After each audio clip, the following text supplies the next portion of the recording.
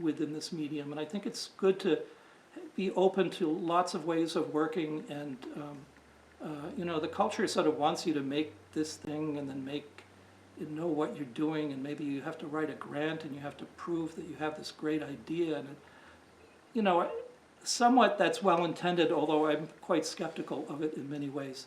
And I think it actually can make it quite difficult to work. But you know, people, it's not bad having some support. I think people learn how to play a game.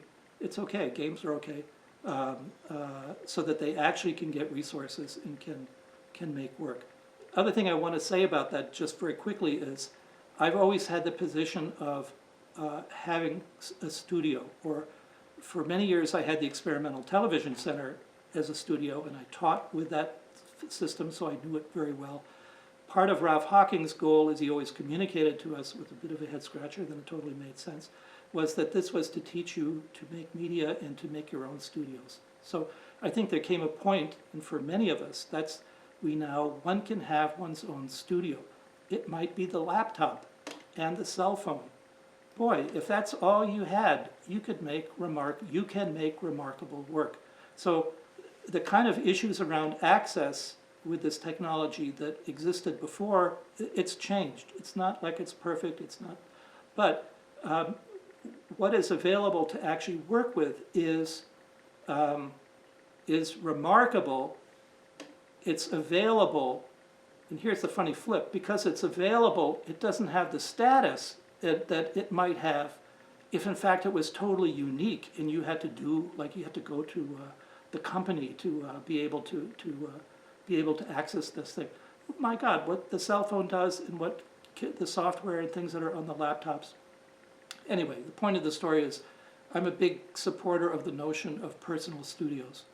And personal filmmaking and personal media making. And you know, I know the power of a Bolex camera and how it freed things up, and how 8mm cameras freed things up and made things happen. And so we're very fortunate as moving image artists that, you know, if we can sort of pay attention to where our communities are and what we're a part of and what histories we're a part of, it's never been so good.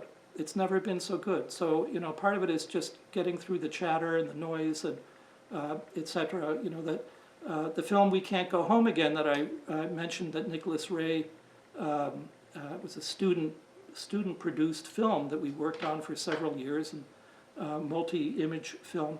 You know, the moral of the story was something along the lines of, you know, don't trust, this is coming from the 60s into the 70s, don't trust institutions. Trust yourself, trust your friends, trust the communities that you make. Tony Conrad had a nice addition to it. He said, well, you know, yeah, you know, institutions, academia, oh my God. However, right, the resources that are there, that it's a very powerful, very rich system. So, you know, we can use all of them. And but I do believe in this idea of, you know, the institutions are not going to come to rescue you. They never do. They have their own agenda of what they want to do. It's okay, as long as you understand what that is. And we as media makers and artists and people who love the cinema, love art, you know, it's a very interesting, we're in a very interesting place. And we don't need to be, we're not controlled in some big way by whatever, the media or the art world, or, you know, what we do actually is our net falls across, is a big cultural net. It's absolutely amazing. I think we need to pay attention to our history, pay attention to ideas that make sense to us, that we feel nourished by, and you know, make work and make a piece and make another piece and make another recording and then do another one. And this sounds a little preposterous to say, but I remember when I was a student in Binghamton and somehow came across Ezra Pound, who was a head scratcher in many ways, but also very exciting. The ABCs of Reading, it's just a great read. And his Cantos was a lifelong project. And I remember as soon as I understood that, I thought, you know what? That's how I can make media. If it's a lifelong project, I can do that. And I'll be interested to see what I end up with and who I become and how that influences the work. And that's, and the other one was Carl Andre, who said, and this was a big deal for me, you're an artist, not because you get a degree or because of this, you're an artist just because you decide you are an artist. That's it. It's as simple as that. It's you make that decision. It's very freeing. It's a kind of amazing. I remember thinking, okay, I'm going to become an exhibiting artist, and I'm going to make work, and I'm also going to work at getting the work out there, and just make it part of my process. And it's I think that's, for me, that has been a very productive, and it's a happy way to be in the world, in a tough world. Thank you for your insight. That's given me a lot to think about. Oh, great. Thank you, Cassandra.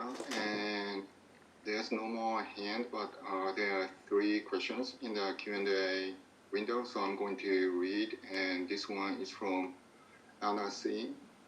Speaking of objects having agency and optical logic, in the last 2 pieces, Apparatus Part 2 and Part 1, there is a video object and footage that cycle through it. Will you please speak a bit about the shape and the movement of the apparatus and the footage that cycles through it? And some imagery is so vivid and colorful, some so muted, and some seems familiar, perhaps my village. And yes, Pierre, you answered this question, but can you also please speak about the soundscape and how that interacts?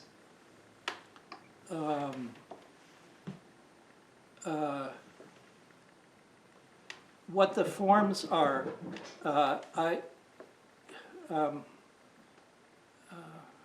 want to say about that? There are aspects, there are connotations of those forms that are, that tube. We look through the tubes, the projection. There's something already sort of paracinematic about that.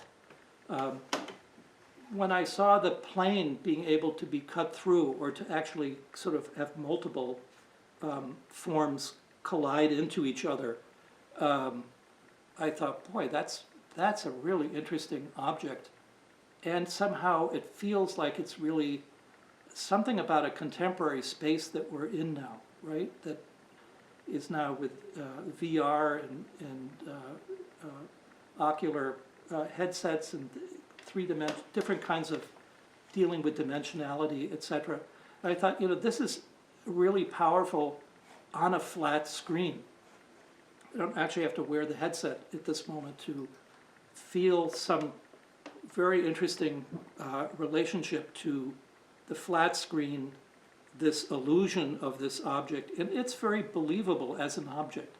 And then it's a curious object because it contains a video image, it contains a moving image, right? So it, in a sense, I thought, wow, this is, it looks like a projector, or it could be a projector, or that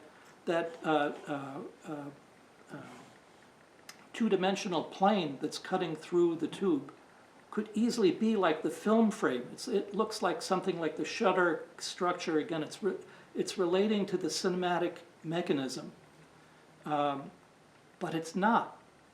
And it's, in fact, functioning as a screen. So this is very interesting, because that's about optical logics also. That screen has a very strange optical logic. That is how the image wraps around it. Because it's a video image, it actually has a frame. There's a moment you look at it, it's the black line that's in the form. That's the frame. That's the left and right side of the image. There's a curious event that happens. How is the video distributed across the shape, the form? And how is it distributed across the tube and the plane at the same time, right? And I don't mean it technically how it's doing that, although that's not uninteresting, what that algorithm and what that setup was. But that is this curious thing about an image distribution across space. And this is something similar to the Rodetra, actually, that had, Woody Vazolka in Stena did masterful work with that, which was about distributing the optical camera image across a geometric forms. And it's a sort of really the earliest version was with the Rodetra. And people, years later, I remember thinking, oh my God, I remember someone going, oh, this is just more of that computer graphic stuff, not understanding kind of physically what that was, which was about raster manipulation. The forms and apparatus are not that, they are calculated spaces, they are remapped spaces. And then they are that curious thing about what texture mapping is, and when you have a moving image and it's texture mapping. I think maybe there was a piece there that had something to do with sound, maybe in your question, and I'm not quite remembering what that was, except that the what's called apparatus 2, both of those pieces do have sound. And those are the sounds from the video, original video, or the performing of the original video, as it then was texture mapped onto that too. But I tell you, the thing that just actually really excited me, because I haven't been that excited about a lot of 3D work. I mean, I'm amazed by it. I think, wow, this is, and I can see people's attraction to it, and it requires some real kind of logical, you know, it's like a Euclidean, you know, it is back to geometry, and that actually geometry is, in fact, even interesting to me. But what this was doing, I think maybe I've said it already, but to me that shape is a screen, and the fact that the screen is not a flat screen, it now is a dimensional screen, is really this kind of in-between state. It's like a philosophical, it's an in-between state. And so I didn't want to jazz it up too much. I didn't want to make, in fact, that one that I said was kind of fanciful, that's something that I found from early on that I recorded, as I said, in 2003. And as I looked at it now, I thought, well, actually, it's quite, you know, maybe, you know, this is where I just read this book by Peter Sloterdijk on the history of globalism, which is just an amazing book. And I thought, boy, you know, this thing, it looks like a sail. This thing could sail across, you know, it's a kind of simple reading of that image. Again, though, part of what I think makes it interesting, beyond that first moment of like, wow, let's look at that, is how the image distributes across that complicated set of spaces. And the image is not a simple image. It's Muybridge material. It's actually a recording that was made like in 1983 or 84. Buffer material, drifting the image, and, you know, iterative, multiple kind of processes, multiple kind of facts going on and kind of building up. When I saw that material in this, and this is this other thing of when a process, when I'm confronted with a process that I find interesting and I'm exploring it, I pull out my image bank, I pull out my video image bank, and I put different images into the process to see how it reads. What does it do? What does it do to the Muybridge material? What does it do to the Rodetra Pike Abe material? What does it do to some of this other stuff, which begins to give me,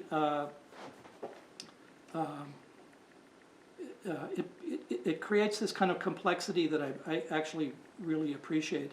And then I try to simplify it, where I make a decision.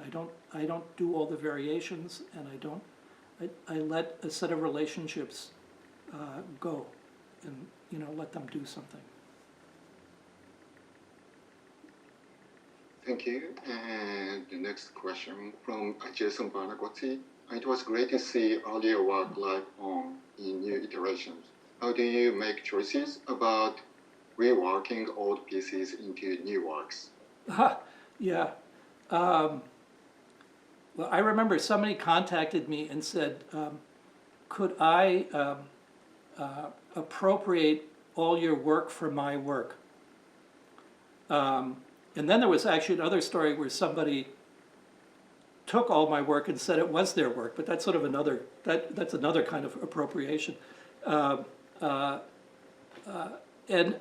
didn't, I said, no, I want to appropriate my own work. I don't know what the answer to that is, and I certainly don't want to rework all my early recordings through new processes. But I'm also not, I have no agenda that's opposed to that either. Like anything else, one has compositional ideas, there's a real richness, and this is partially about recordings that haven't necessarily turned into pieces, right? I've been going through, as I mentioned, I've been going through these mini DV tapes, I've been going through high 8 tapes, I have 3/4-inch tapes. Sessions at the Experimental Television Center generated, or the way I worked, generated a lot of material, of which I made very, very specific selections. So there are a lot of recordings around pieces that I showed and that I'm familiar with, some of which I don't remember at all, or I kind of like, oh wow, right, that's really amazing. So those pieces, to me, those are new pieces. They're kind of rediscovered. Maybe they just need to be framed. Like it starts here and it ends here, and that might be. And then the question is, what's the date? And I think Tomo really threw me an excellent set of problems when he said, I'd like you to come and do a retrospective. And I thought, oh my God, talk about pressure.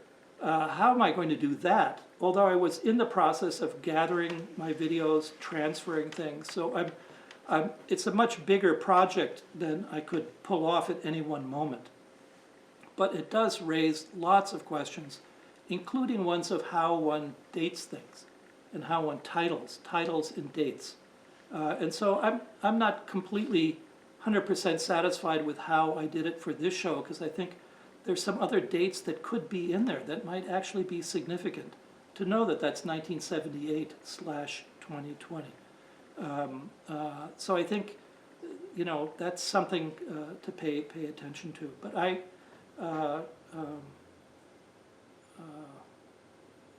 this thing of your image bank that you work with, and I think I partially really got that from Stena Vizolka, who, Stena would come to visit Alfred quite often, and she'd always have her video camera with her.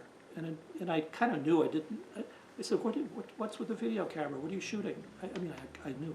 It was like a daily practice. It was like Jonas Mekas shooting film every day for 50 years, even if it was just one click of his Bolex camera, right? It's the diaristic impulse, and that's a ethical, very interesting thing about, quote, truth systems, realism, speculative realism, whatever it is that you want to call those things. So Stena made lots of recordings, and I think she really inspired me to feel comfortable shooting, where you don't know if it's good or not what you're shooting, but you're interested in something. You're seeing a set of relationships. I mean, the world, this is Ken Jacobs also, and Larry Godham, the world is so rich. It is so rich, and it's so weird. It is so weird that you put a camera on something, things just start coming out of the woodwork, and part of it is, are you sensitive to notice it? Sensibility, Larry Godham. Do you have the ability to sense it? Are you paying attention? Maybe it's just framing. This has to do with this thing of the generating of the work. What do they call that? Like documentary filmmakers have a shooting ratio that's much larger than most narrative filmmakers, right? Well, I would say media makers even more. They've got, to people I know, huge amount of material. So what does it mean to take something from 1976 and to put it into a structure in 2020? That's a good question, and it's interesting, and it's also something very interesting about time, isn't it? Right? Because this is part of what we articulate, is we articulate time and perception of time and understanding of time. Well, boy, you can really embed real time, something that has passed, that is that far back, and I think that there's a way that can be. Can have a nostalgia aspect about it, but I think it can also have. It's like it's another concrete reality. It's another set of parameters. It's another set of fishing for a word, where like information is embedded in something, right? That's the power of photography. That's the power of being a recording artist, right? And I've been primarily a magnetic recording artist. I have my early films that I did in Binghamton, and then, but I moved over to video, and I took that on. Quick thing I want to say about that, because early on video really was a very low res image. A lot of what we made for 12-inch monitors.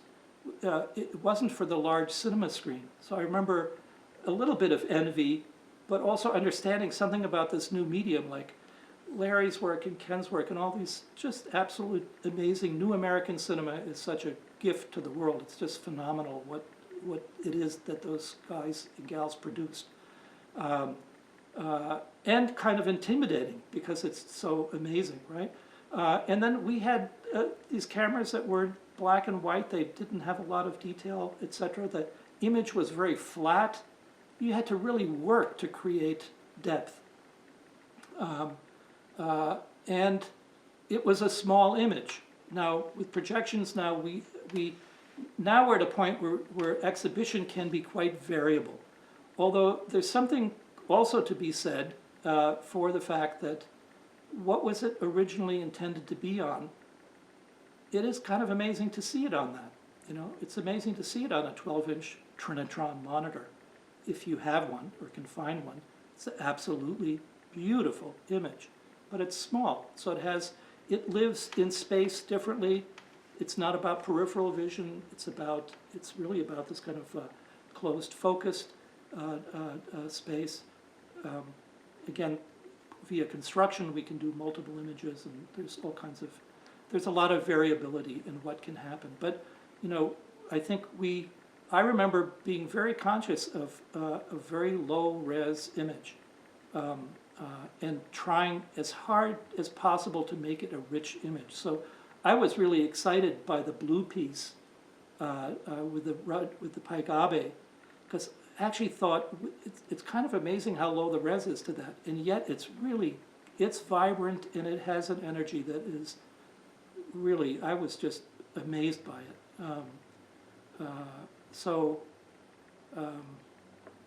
You know, Tomo and I were talking about this thing about depth and flatness and space, and you know, that's something that happens within a number of my pieces where things are activated.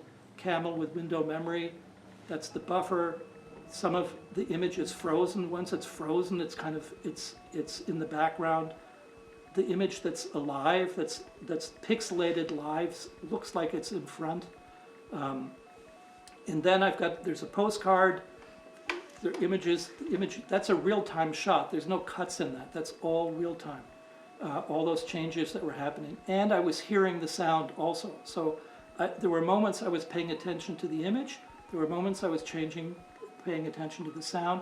And actually, that's one of the first pieces I used a stopwatch to make sure that I had long enough sections that one could sort of enter into a set of relationships in a particular kind of space. So, you know, what is in that case, it was a good example of, in that case, where the performative aspect, you know, State of Azoka has often said, I'll give away any resolution as long as you give me real time. Real time is a resolution. Performative real time is a resolution. So drop the pixels down to whatever. I don't want to be in a render world. This is her thinking. So I think that, excuse me, that piece has that about it. It's real time. That was a very low res buffer. That's actually, as I remember it, that's the first one that David and I built. It was 128 by 256 by 16 shades of gray. It's quite pixelated. So I needed to actually find an image that would work with that pixelation, that wouldn't just be mush or dead on arrival, somehow just nothing there. And so there were a lot of different images and objects that I explored with. That particular postcard was one of many postcards that I looked at for my postcard collection to see what I might actually use. And that one resonated, I thought, visually, graphically. This was also Jimmy Carter. We were in a oil war with the Mideast, and I thought, well, you know, the piece isn't going to be, no one's going to jump at that. That's not what the piece is about. But nested references, sure. It's got all kinds of stuff, and it has this flatness in multiple space that begins, and low res that actually is perfect res for what that is. So it's that I've always liked that piece very much. And I have to tell you, there were a lot of recordings that I made that just didn't really work as well as that one did. I didn't go to that one immediately. That one, I in a sense needed to kind of learn the vocabulary of the buffer. How do I deal with this low res? What's the sweet spot? What does it? And if part of the idea is this thing of making the coding visible, then where's the balance point with what the image is? Too complicated, too dark, too whatever that you can't see through it. Thanks for your question, Jason. Yeah, old imagery into new, old. We don't want to just put old wine into new bottles, right? So one could take a hard line, but I don't take a hard line on this stuff. And I remember Namjoon Paik going, variability and aleatory systems are a significant part of what media is. And that came from music, his thinking in music, and it was really about freeing things up also. It's a hard medium to work with. And so, his images of Global Groove with Charlotte Moorman, that was a tape that was shown on television. It was was the Global Groove tape. It was also part of installation pieces. He showed that he worked and reworked his work over and over and over again, because it was very strong material. And, this is where media makers have to learn, how do I want to say this? I don't mean to make it sound so negative, but like the art world doesn't control what we do. It can, but it doesn't actually. And, our art is, we have to make it, we have to discover it.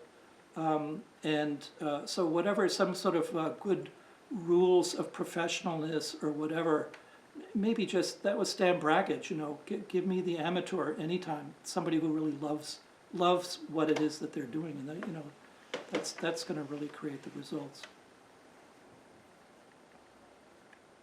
Okay. There's one more question in the Q&A window, and there's one hand, Cassandra raised a hand. So the last question is from Dave Moisier.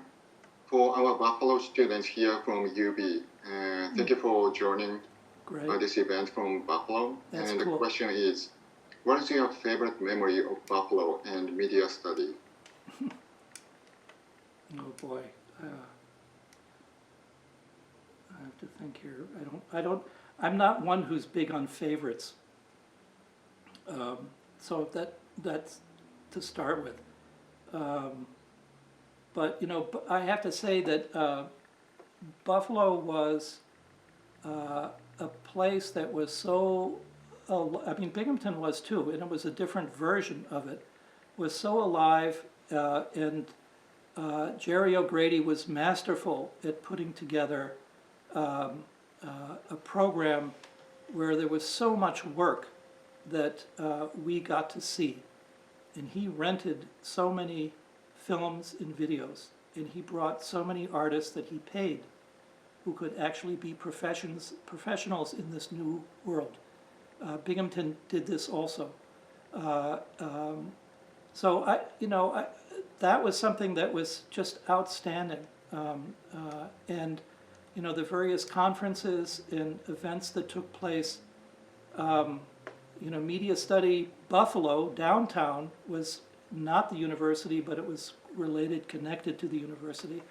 All kinds of activities happened there that also were, really connecting to the community in very rich ways beyond the academic community, or in addition to the academic community. So, there were lots of midnight screenings and late night showings of things. We saw amazing work.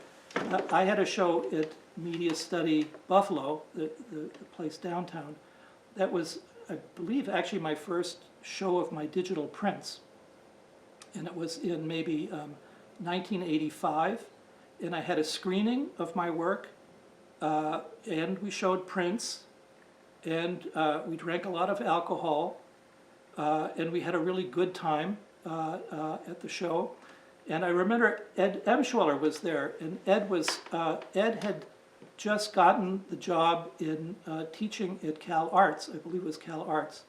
And we were all thrilled that he had this job, and he was a media maker, and there weren't that many people in academia who had jobs doing media, and we really wished him well, that things would, that it would sort of open the door for more people and more activities. Anyway, he was quite well known. I knew of him. I knew his Sunstone's work, and I knew his pieces. Anyway, he was there. He was very complimentary of the prints and the video work.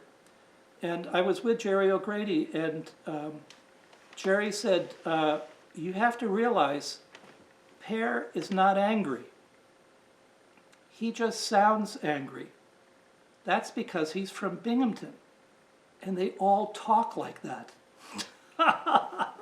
So that was this thing. That's a little bit of a window into a difference, because Binghamton was much more confrontational.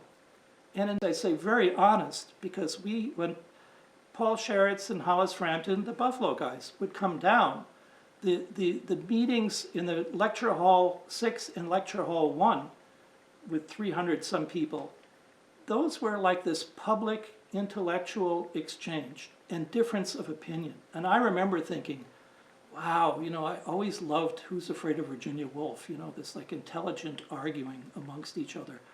These guys, Ken, he's not going to let Hollis get away with anything. And Hollis is not going to let Ken go with, and then Larry is going to jump in. And so we heard stuff that I thought, boy, if you're lucky, maybe you get to hear a little bit of this like at the dinner time after the meeting or after the lecture. But they actually laid it out and shared it with us. And it was, there were arguments with Brackage and with, and so the tone was, I wouldn't say it's aggressive, but it was, things really were put on the table to, like, let's really talk about this. Buffalo was much more gentlemanly, and that may have been Jerry O'Grady in his sort of English background, in Boston experience, intellectual, being a medievalist. And Jerry was a fantastic, he could analyze things amazingly, and he saw things, and this was one of the things that I remember very highly of Buffalo, through multiple conceptual lenses. So you didn't just look at something through one lens, you looked at it through several lenses. So you might look at it from psychoanalysis point of view. You might look at it through a kind of deep critical, I forget what that thing was called, new criticism view. You might look at it through questions and vocabulary that Marshall McLuhan was talking about, which was a whole other vocabulary than usual academics at that time, or even still, were dealing with. or structuralism, or semiotics. So any one thing could be looked at through different intellectual, scholarly lenses. And that was a, that's a pursuit where that's not confrontational. That's asking it's confrontational on another level, actually. And it's asking questions. So I remember that set a tone for the place. I don't know, I have just lots of fond memories being in Paul Sheritz's class, who showed a lot of artists' work. It was, I think every day at Media Study, I probably saw 6 to 10 films in videos for the whole time I was there. So the body of work that I got to see and could respond to and understand, it really was like, Jerry came out of literature, and oddly Paul and Hollis were hired as poets. But, if you're in literature, there's a huge body of work to be able to read, right? And to respond to and to develop one's thinking around. That was the kind of thinking that Jerry brought to film and media, in that the artists needed to have their work represented and needed an audience, and we as the audience needed to see work. And the other thing about Jerry was that he was sometimes also criticized. I think it was Ken who called him Genghis O'Grady, because he was everywhere. He was like the jet set guy who he taught in 3 and 4 universities at the same time. He created all these organizations. He was on all these grant panels. He was jet setting to Rockefeller Foundation and this and that, to create an environment for film and new media artists to make work and thrive. Amazing. So, yeah, thanks for that question. I'll think about it some more, and maybe I'll get back to you on it. Yeah. Well, so that's the last question. And okay. so, yes, we are going to end this event, but I would like to announce that the links to YouTube, we are going to keep them alive for 1 week. So if your friends wants to watch them, you can send a link to them. Great. Yeah. Thank you, Pierre. Yeah, listen, thank you so much. Thank you, everybody who participated in this. It's amazing that I can be sitting in my loft space here, communicating to you in your spaces. This is kind of like a dream come true. It's not the only way to do things by any means, but I remember early on Ralph Hawking saying, media should be viewed in your home. And how do we actually experience film work and the work at the end at Filmmakers Co-op and all these places that distribute artists' work? We haven't quite yet figured that out, but this is one tool that's a very, very powerful. Pandemic is going to be over soon, I believe, and vaccines will happen, and this terrible thing that we've been through will be done. But this Zoom capability, which existed technically, but now really is in the culture. I think particularly young film artists and media artists, you have a wonderful opportunity in tool now to work with, to deal with the larger field, and also to deal with your own colleagues in your own scenes that you set up. It's just very great stuff. So, and thank you, Tomo, for the invite. This is our pleasure. It really means a lot to me, as you might imagine. Yeah. Thank you, Pierre, and thanks everyone who participated. And this is the end, and I hope you have a good rest of the night, and hope to see you again, because we are planning to have virtual visiting artist series, speaker series, probably in spring. So thank you so much. Okay, good night, have a good evening. Bye, everyone.